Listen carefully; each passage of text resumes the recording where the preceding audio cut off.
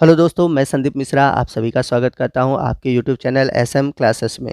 दोस्तों, आज के इस वीडियो में मैं आप सभी के लिए टीजीटी पीजीटी बायोलॉजी से जुड़ा हुआ एक मोस्ट इम्पॉर्टेंट टॉपिक रिस्पायरेशन लेकर आया हूं, जिसमें कि हम प्रीवियस 20 ईयर यानी कि ईयर 2000 से जितने भी क्वेश्चन आपके टीजीटी पीजीटी बायोलॉजी में रिस्पायरेशन से पूछे हुए हैं, उनको इस वीडियो में इंक्लूड किया है।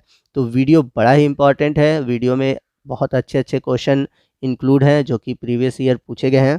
तो वीडियो को ध्यान से देखिएगा, क्योंकि आपके आने वाले टीजीटी पीजीटी बायोलॉजी के एग्ज़ाम में इनसे क्वेश्चन पूछे जा सकते हैं। तो आइए आज के वीडियो की शुरुआत करते हैं। तो पहला क्वेश्चन है, how many molecules of CO2 are produce in TCA cycle from one molecule of glucose. यानी कि ग्लूकोज के एक अणु से TCA चक्र में कितने अणु CO2 के बनते हैं। तो जैसा कि हम सभी जानते हैं कि जो वन क्रेब साइकिल होता है उसमें केवल दो अणु CO2 के बनते हैं। और हम सभी जानते हैं कि ग्लूकोज का एक अणु ब्रेक होकर दो अणु पायरुविक अम्ल का बनता है। इसलिए जो क्रेब साइकिल होता है वो दो बार चलता है। तो एक क्रेब साइकिल में दो अणु आपके बनते हैं CO2 के।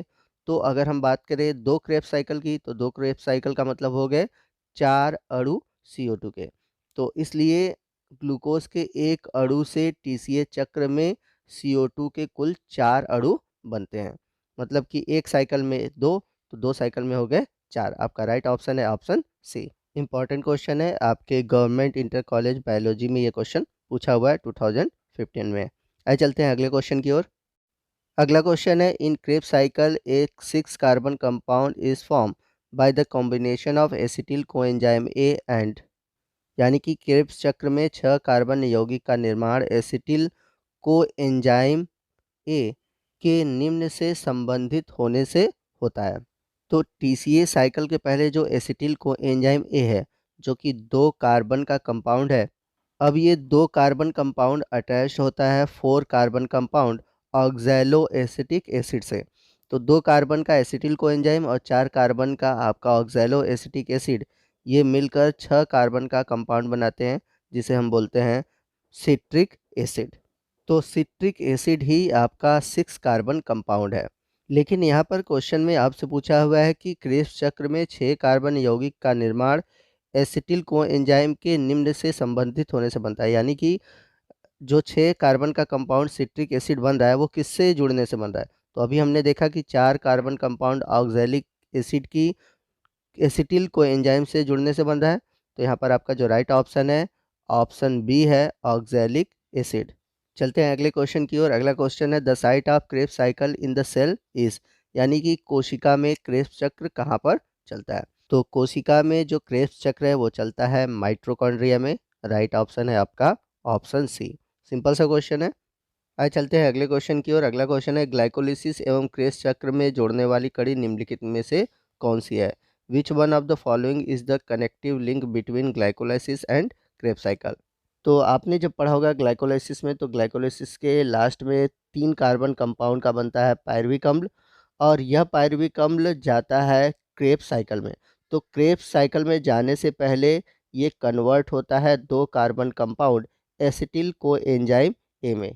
तो ग्लाइकोलाइसिस एवं क्रेब्स चक्र को जोड़ने वाली जो कड़ी है वो है acetyl coenzyme A, option C. आइए चलते हैं अगले क्वेश्चन की ओर। तो क्वेश्चन है, in man expired air contain oxygen about. मनुष्य में निष्कासित वायु में ऑक्सीजन लगभग होता है। तो जैसा कि हम सभी जानते हैं कि जो एटमॉस्फेरिक ऑक्सीजन होता है वो लगभग होता है 21%। ठीक है। अब जब ये हमारे लंग्स में जाता है तो वहाँ पर केवल 4% हम इसका यूज़ करते हैं।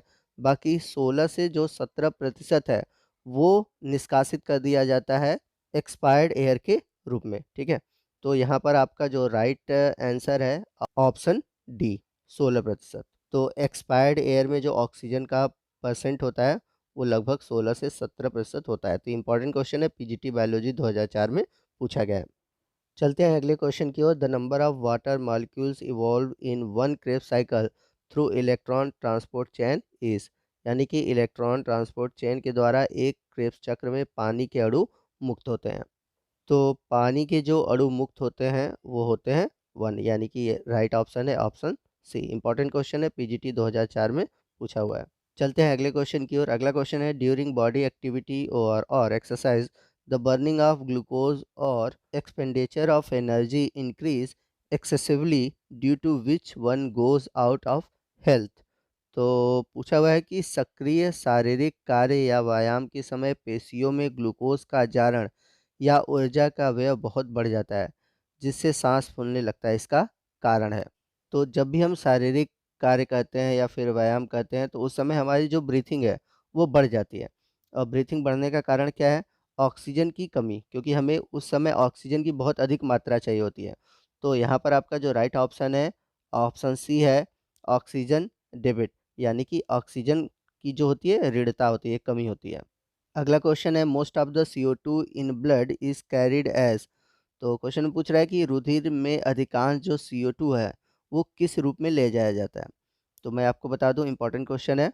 तो हमारे शरीर में जो रुधिर है अधिकांश CO2 बाइकार्बोनेट के रूप में ले जाता है। तो आपका जो राइट ऑप्शन है, ऑप्शन ए है। तो बाइकार्बोनेट यानी कि SCO3-1 के फॉर्म में ले जाया जाता है। बहुत ही इंपॉर्टेंट क्वेश्चन है, ये पूछा हुआ है PGT 2009 और UPSC प्री में 2004 में। अगला क्वेश्चन है, the irregularity of respiration is, यानी कि श्वसन की अनियमितता है। तो श्वसन में जो अनियमितता होती है यानी कि रिस्पायरेशन की जो इरेगुलरिटी होती है वो कहलाती है डायस्पीनिया।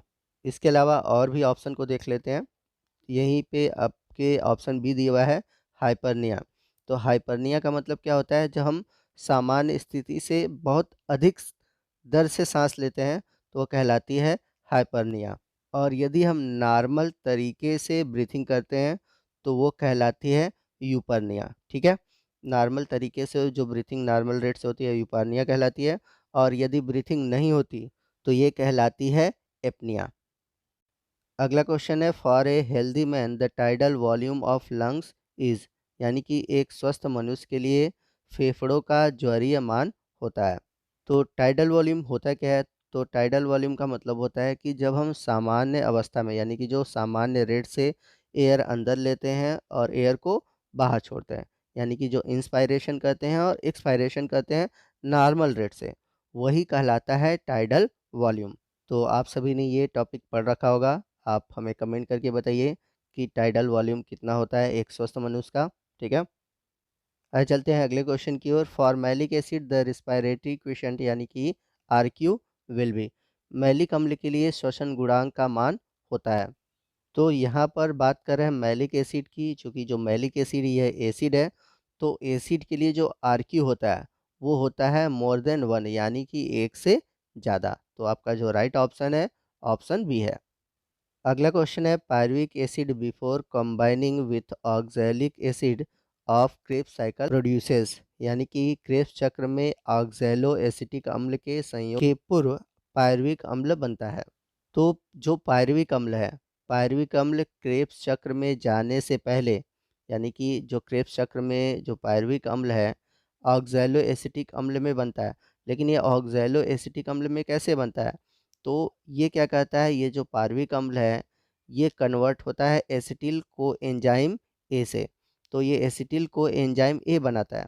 तो आपका जो राइट ऑप्शन है, ऑप्शन डी है, एसिटिल को एंजाइम ए, जो कि 2 कार्बन कंपाउंड है। और मैंने पीछे भी आपको बताया कि ये 2 कार्बन कंपाउंड ऑक्सैलो एसिटिक अम्ल जो कि 4 कार्बन कंपाउंड है, इससे मिलकर 6 कार्बन कंपाउंड बनाता है, जिसे हम सिट्रिक एसिड कहते हैं। चलते हैं अगले क्वेश्चन की ओर। Asthma is a respiratory disease is caused due to, यानी कि दमा जो कि एक श्वसन संबंधी रोग है वो किससे उत्पन्न होता है। तो यहाँ पर आपके ऑप्शन दिए हुए हैं, श्वास नाल के संक्रमण से, या फिर फेफड़ों के संक्रमण से, या फिर प्लूरसल गुहा में रुधिर स्राव से। तो आपका जो राइट ऑप्शन है, ऑप्शन डी है, ब्रोंकियल पेशियों में स्पाज्म से। तो इम्पॉर्टेंट क्वेश्चन है जो कि आपके TGT बायोलॉजी 2005 में पूछा हुआ है। अगला क्वेश्चन है, the percentage of alveolar air exchange with each breath is, प्रत्येक श्वास के साथ विनिमय होने वाले वायु कोष्ठिका वायु का प्रतिशत है। तो इस तरह का क्वेश्चन अभी हम लोगों ने पीछे देखा हुआ था। तो यहाँ पर क्वेश्चन को आप ध्यान से समझिए कि कह रहा है कि प्रत्येक श्वास के साथ विनिमय वाले वायु कोष्ठिकी वायु का प्रतिशत पूछा हुआ है। यानी कि हमने पढ़ा था कि जो एटमॉस्फेरिक ऑक्सीजन होता है वो 21% होता है, और उस 21% में लगभग हम 4 से 5% क्या कहते हैं, यूज़ करते हैं। बाकी आपका 16% क्या कहते हैं, बाहर निकाल देते हैं। तो यहाँ पर वायु कोष्ठ की विनिमय यानी कि यूज़ हुआ जो ऑक्सीजन है वो कितना होगा, 5% होगा, क्योंकि 16% तो हम लोग निकाल ही देते हैं। तो आपका जो राइट ऑप्शन है, ऑप्शन ए है। आइए चलते हैं अगले क्वेश्चन की ओर। The amount of energy given by one molecule of ATP is, यानी कि एटीपी का एक अणु कितना ऊर्जा देता है। तो एटीपी का जो एक अणु है वो लगभग 7.3 किलो कैलोरी ऊर्जा देता है। आपका जो राइट ऑप्शन है, ऑप्शन ए है। आइए चलते हैं अगले क्वेश्चन की ओर। अगला क्वेश्चन है number of NADH2 produce in Krebs cycle, यानी कि क्रेब साइकिल में उत्पादित होने वाले NADH2 की संख्या है। तो यदि देखा जाए क्रेब साइकिल में जो उत्पादित होने वाला NADPH2 की जो कुल संख्या है, तो कुल संख्या की बात करेंगे तो इसकी कुल संख्या होती है 4, यानी कि राइट ऑप्शन है, ऑप्शन सी। आइए चलते हैं अगले क्वेश्चन की ओर। अगला क्वेश्चन है the other name of glycolysis is, यानी कि ग्लाइकोलाइसिस का दूसरा नाम है। तो ग्लाइकोलाइसिस का जो दूसरा नाम है वो है EMP पाथवे, यानी कि ईएमडेन मेयरहॉफ पाथवे। तो EMP पाथवे के नाम से भी जाना जाता है। आई होप आपको पता होगा। तो आपका जो राइट ऑप्शन है, ऑप्शन सी है। चलते हैं अगले क्वेश्चन की ओर। Number of oxygen required during glycolysis of one glucose molecule is, यानी कि एक अणु ग्लूकोज की ग्लाइकोलाइसिस में कितने अणु ऑक्सीजन की आवश्यकता होती है। तो क्वेश्चन बहुत ही अच्छा है और क्वेश्चन को ध्यान से समझिएगा। तो अगर आपने पढ़ा है कि जो ग्लाइकोलाइसिस है ये एरोबिक और एनएरोबिक दोनों तरह के रिस्पायरेशन में होता है। और यदि आप एनएरोबिक की बात करें तो हम सभी जानते हैं कि एनएरोबिक में कहीं ऑक्सीजन यूज ही नहीं होता। तो सेम वैसी ही बात है, जब ये दोनों में कॉमन है तो यहाँ पर कहीं भी ऑक्सीजन यूज ही नहीं होता। तो आपका जो राइट ऑप्शन है, ऑप्शन ए है कि एक अणु ग्लूकोज की ग्लाइकोलाइसिस में कितने ऑक्सीजन की आवश्यकता होती है, तो 0 होती है। आइए चलते हैं अगले क्वेश्चन की ओर। अगला क्वेश्चन है निम्नलिखित में से कौन सा माइटोकॉन्ड्रिया के अंदर होता है। तो क्वेश्चन TGT बायोलॉजी 2010 में पूछा हुआ है। तो सिंपल सा क्वेश्चन है। तो माइटोकॉन्ड्रिया में चलता है TCA साइकिल, जिसे हम ट्राई कार्बोक्सिलिक एसिड चक्र के नाम से भी जानते हैं, और आप सबसे अधिक इसे क्रेब्स चक्र के नाम से जानते हैं। ठीक है। तो आपका जो राइट ऑप्शन है यहाँ पर, ऑप्शन सी है। तो दोस्तों रिस्पायरेशन से और भी क्वेश्चन है जिन्हें एक ही वीडियो में कंप्लीट करना इम्पॉसिबल है, क्योंकि मैं यहाँ पर आपको लगभग 20 साल के जो प्रीवियस ईयर के क्वेश्चन हैं जो कि TGT PGT में पूछे गए हैं उनको सॉल्व करा रहा हूँ। तो एक ही वीडियो में इम्पॉसिबल है। तो आने वाले अगले पार्ट में हम बाकी जितने भी क्वेश्चन हैं उनको डिस्कस करेंगे। तो आपको आज का वीडियो कैसा लगा आप कमेंट करके ज़रूर बताइएगा। अगर वीडियो अच्छा लगा हो तो वीडियो को लाइक और शेयर करना मत भूलिएगा। और यदि आप हमारे चैनल पर नए हैं और अभी तक आपने हमारे चैनल को सब्सक्राइब नहीं किया है तो प्लीज़ हमारे चैनल को सब्सक्राइब कर लीजिए, और बगल में जो बेल आइकन है उसे प्रेस करना मत भूलिएगा, ताकि जब भी मैं इस तरह के वीडियो अपलोड करूं उसका नोटिफिकेशन आपको मिलता रहे।